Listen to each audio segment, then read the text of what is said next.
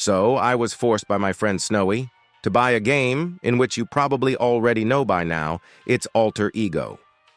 The game costs 25 Robux for now since it's on alpha.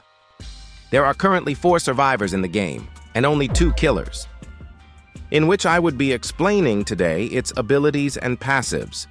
Let's start off with the survivor, Noob. He has 2 abilities and 1 passive. It has a 2 start difficulty. Its abilities are a Bloxy Cola, which has 3 uses, and a Slingshot ability, which can stun the killer. After using the Slingshot ability, you stun the killer for a solid 3 seconds, which then the ability goes on a 45 seconds cooldown. When you use the Bloxy Cola ability, you gain a 15% speed boost and gain 50 stamina. This can come pretty handy whenever you have a reasonable distance with the killer. Why? Because you slow down once you do the ability, then you gain the perks. The passive is quite easy to understand. Once the exit's open, you get a 15% speed boost for 10 seconds, making it easy to escape. I rate this character a 9 out of 10, being both useful in teamwork and survivalism. Solid character. Moving on though, we got Patient Zero. Same as Noob, he has 2 abilities and 1 passive and has only 80 HP, making it the lowest character in the game. He also has only a 2-star difficulty. Moving on, let's talk about the first ability, Vital Mins. This ability only has 2 uses, but it comes handy when you use the ability. In the course of 5 seconds, you get 7 HP for every second, for a total of 35 HP. But be careful, since getting hit while healing will cancel it. Now to his second ability, we have Dissociate. When using the ability, you go 100% invincible for a huge amount of 10 seconds. After the 10 seconds are done, you will go back to normal and have a 40-second cooldown on the ability. Now, about the passive, basically, it's a bit like Fortnite. Whenever the killer is close to you, you get an indicator showing you in which direction the killer is at. This character is really good for survivalism, but since it's a team game, I'll give it a solid 6/10, mainly use this character to do generators. Now, we have Commander, a reference to the commander from Tower Defense Simulator. This is the only character that focuses on supporting teammates. He is very useful, and for a team, you need at least 1 to 2 commanders. Now to his stats, he has 2 abilities, 1 passive, and he has 100 HP.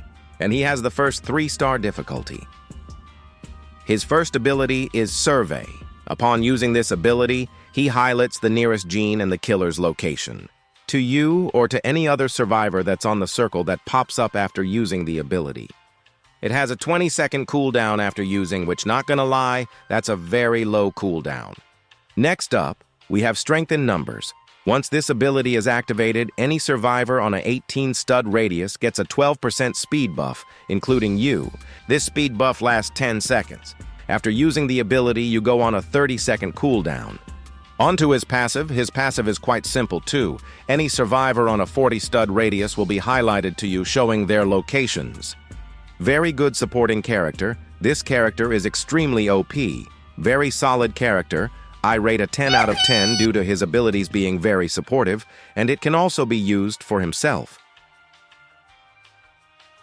And the last survivor is Fjord. It's like Guest, but with a supporting ability.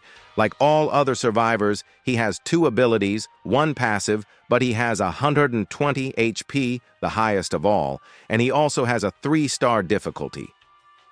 His first ability is just a simple slash that stuns for a huge amount of 5 seconds. That is super overpowered and needs to get nerfed. Not only that, but it's a lunge like shown on the video. At least it has a reasonable cooldown, which is 50 seconds, but it's preferable lower cooldown and less stun. After that, we have the second ability, Warrior's Call. Upon usage, all allies within a 10-stud radius gain a 20% damage reduction for 10 seconds, but you will be slowed by 15% for a limited time. This can be used for anyone low getting chased, but you will get yourself killed since you get slowness. It also has a 60-second cooldown. Now for the passive, entering the radius of a killer of 35 studs will show an exclamation mark on top of your head. like shown on the video. Fjord is a really good character with a huge stun and somewhat kind of useful ability. It must be a pain having over 4 Fjords on one match. I'll have to give Fjord a 9 out of 10. Very protective character. And for our first killer, we have Husk. He's, in my opinion, a buns killer, since most of the time, the glitches on the game come from using him. He has 3 abilities, 2 passives, and an ultimate attack. Yup, you heard me right. An ultimate attack. These attacks are one-shots. His first ability is the good old punch. It does 25 DMG and has 1.1 second cooldown.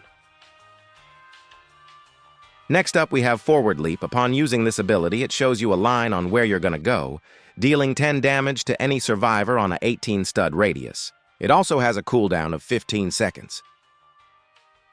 Then we have Ancient Punishment. You charge forwards, grabbing and dealing 35 damage to the first survivor you come in contact with, having a 20-second cooldown.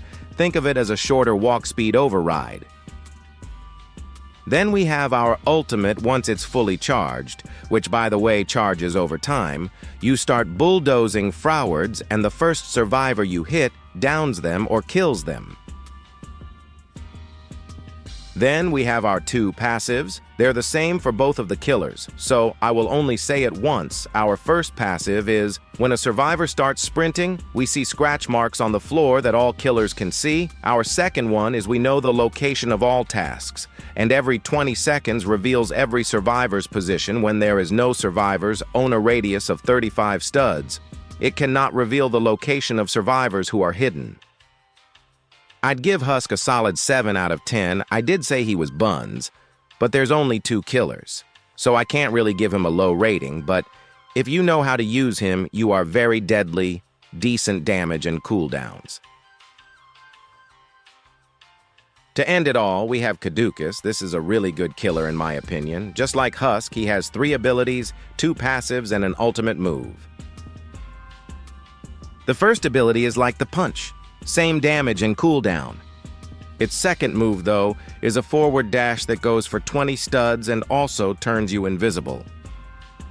His third ability, Foul Breath. You exhale a dark, toxic cloud that leaves puddles behind it, deals 25 damage on direct hit, and applies a 30% slowness debuff to any survivors that step on the puddles. When you use his ultimate attack, you leap high on the air, and then you aim to dive down on any survivor, which instantly kills them. And also there's a circle limiting how far you can dive to. Honestly, the killer is really yes, I'm glazing, and has really good abilities and damage. I rate it a 11 out of 10 because of his decent damage and cooldowns. Thank you for watching, and I hope you enjoyed. Consider joining the Discord too, link in my bio.